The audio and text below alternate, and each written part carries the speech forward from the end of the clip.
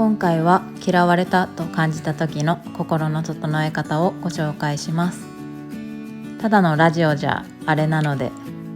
アイロンがけの映像をお供に楽しんでいただけたら幸いです。ちなみに私はアイロンがけが好きなんですけど、ただ無でぼーっとしながらできる作業が好きっていうだけで、あんまりシワを伸ばすことにこだわりのない人間なので、そこら辺はご了承ください。ということで、ここからはまためちゃくちゃくだらない打開策をゆるゆる喋っていきます。心と時間に余裕がある時に聞いていただけたら幸いです。今回ご紹介する打開策を一言でまとめると、徹底してこちらから嫌いにならないという戦略です。なんか人に嫌われてたり、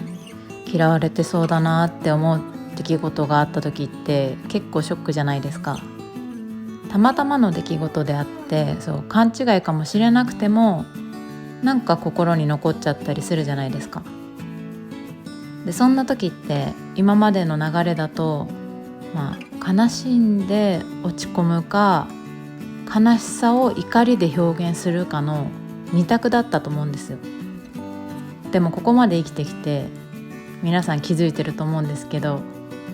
それだと心が救われないんですよね。なんなら変なループに入っちゃったりするし。だからって今回ご紹介する打開策で救えるかっつったらそんなこともないんですけど、どうせ救えないなら一択くらいレパートリーを増やしてもいいかなと思って発信します。ほんの少し人生の幅を広げる感じで。でこの徹底してこちらから嫌いにならない戦略の具体的なやり方は、例えば普段悲しみを怒りで表現しやすいタイプであれば、それをちょっと活用するんですね。例えば人に嫌われてるような態度を取られた時にはぁっていつも通り心の中で叫ぶんです。そしていつもだったらその続きで相手を落とすために探していた言葉を相手を褒める言葉に変更するんです。はぁって、お前がどんなに嫌ってもこっちから嫌いになんないからねって。てかそもそも嫌わないよ、こっちは結構好きなんだからさって。そっちは私からあなたを傷つけるような言葉を言ってほしいかもしれないけど、どんなに待ってても言わないかんねって。こっちから傷つけないからね。簡単に傷つけてもらおうとするなよって心の中でブチギレるんです。でもっといけちゃう時は、言っとくけどあんたみたいにおしゃれじゃないしセンスないからね私って。あんたみたいに器用じゃないんだからねってブチギレながらいいところを言いまくるんです、心の中で。そうすると自分でも自分ってどう超えたやべえやつだなっていう感じでちょっと視点変わるし、自分もそれ以上傷つかずに済むと思うんですよ。それ以上傷つかずに済むっていうのは、人って嫌われていると感じた時にもうその時点で十分傷ついてるのに、その相手を嫌いになるっていう選択までしちゃうと、その後までその人のこと考えなきゃいけなくなるじゃないですか。その出来事を思い出すことも増えて、その度にまた傷ついてって、その繰り返しになっちゃうんですよね。次はなんて言ってやろうとか、どう傷つけてやろうとか、その相手のために時間を使っちゃうっていうか、結局自分が傷つくことに時間を使っていっちゃうことが多分多いんですよ。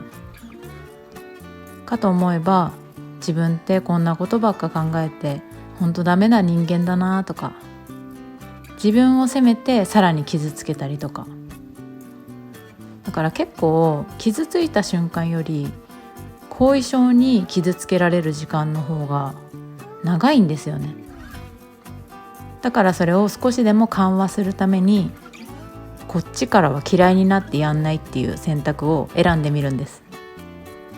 あとは悲しくって怒りじゃなくて悲しくてただただ落ち込んでしまうタイプの場合は、またまたそんなこと言っちゃって〇〇さんらしいなって、もういいとか悪いとかなんかジャッジせず、普通にその人から出てるただの言葉として聞くんです。この何々さんらしいなっていうところがミソなんですけど、嫌われているような態度って、実際にどういう思いでやってるかは本音を聞かない限り一生わからないんですよね。ただ一つ言えるのは、自分にだけやってることではないんですよ、ほとんどの場合。その方の癖とかその方らしさなんですよね。言葉にしても行動にしても多分癖なんですよね。だからただ